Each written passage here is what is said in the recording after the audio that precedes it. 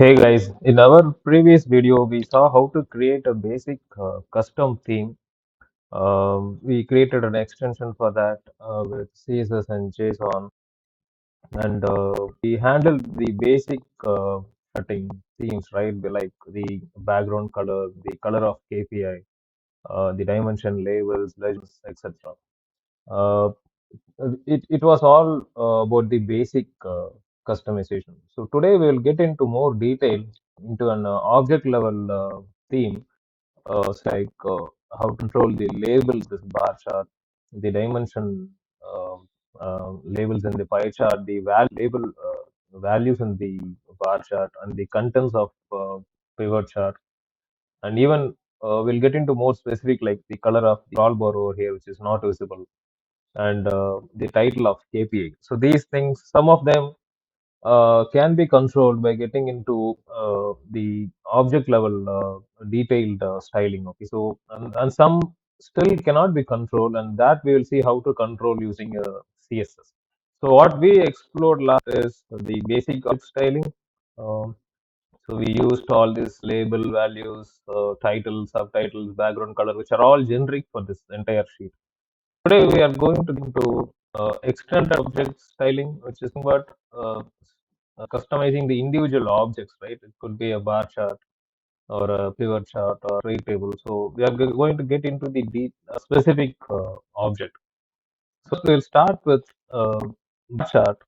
So here the values colors, right? We have to customize it. So I'll try to make it white.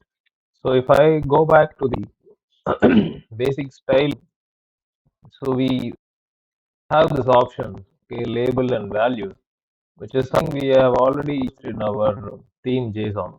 But this is the overall sheet. Now what we are going to do is add into the specific object. Say I go to standard objects type, I see bar. So we have specific styling for this bar chart. So I control these individual objects properties like title, footer, etc. So here I will add this uh, label and value properties. Okay, so finally it would like a bar chart. Under that we have this label values. Okay, so I'm going to give the text color, which is nothing but the white color we have defined already. Text color is white. So similarly, I have this, further objects as well, line chart, pie chart, pivot. So when you do pivot, you see additional properties like other than title and main title, we have header, content. The content is what we are going to control specifically now, right? So I go the extended objects, I go work table. So we have all the objects available here. So pivot has got these specific properties to control the and the content. Okay. So these are all the properties we are going to control. So I have already created this for all the objects. I'm simply going to copy this. I'll paste it in the JSON file. So here we have this object tree. So inside this object, we'll place these individuals. Okay. So the objects gets over here. So before that, I will add a comma and I will paste this. So I have pasted all these individual objects within this object tree. Okay. So now I will save this. I'll go back to desktop. So before I refresh this, for the changes to reflect here, I have to enable this catch, right? Disable this catch, right? So I'll just say Control Shift right click, Dev Tools. So I'll disable this catch. Okay, I'll check the box now.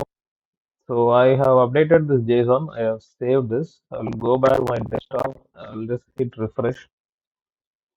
So when I refresh, I should see these changes. Okay, the bar chart, the pie chart label, bar chart values, and the content of bar chart.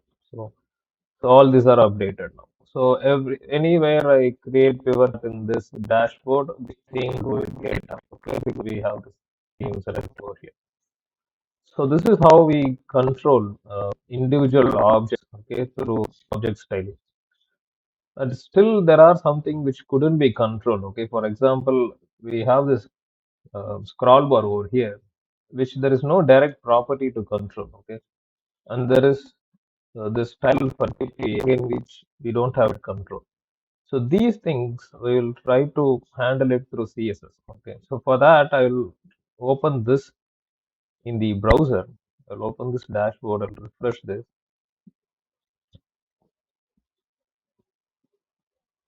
Okay, so now I'll press F12. I will inspect this element, and then I will try to figure out the respective CSS property for that, right? So I am interested in this scroll bar. So I'm selecting that. So when I say scroll bar over here, I see the background color. Okay, scroll bar thumb background color. So let me change it to some blue color. I will also remove this transparency. I'll just keep it full blue.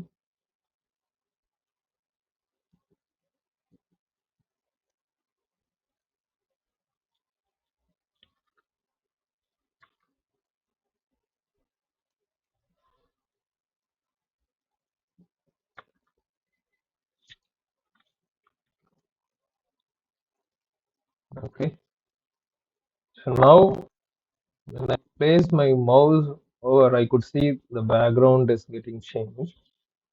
And now we have to configure one more property, which when I hover over this car, it gets stacked, right? So I have to click on that and I have to see what is the color when the scroll bar is active. Okay. So I have to apply the same color over here so that now it becomes blue, right? So in active and inactive, so it remains blue always. So that's how we um, control a specific property using CSS. Okay. So now let's go back to the code. So I have that code captured already. So you could see the scroll bar thumb. I'm setting this color, and I'm setting this property to give preference so that it overrides any other predefined values.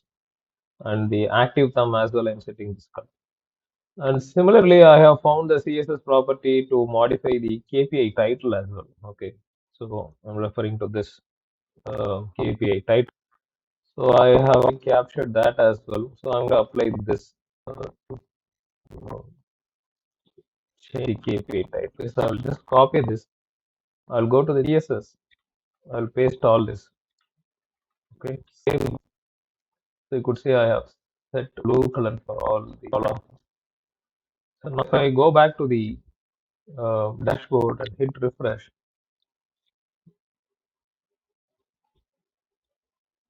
so we could see the KPI titles are all updated with blue colors, and we could see the scroll bar is blue now. Okay, so hope we learned something new today. We understood how to do object level customization, advanced theming. Please do let me know in the comment section for any clarification. Thanks for watching.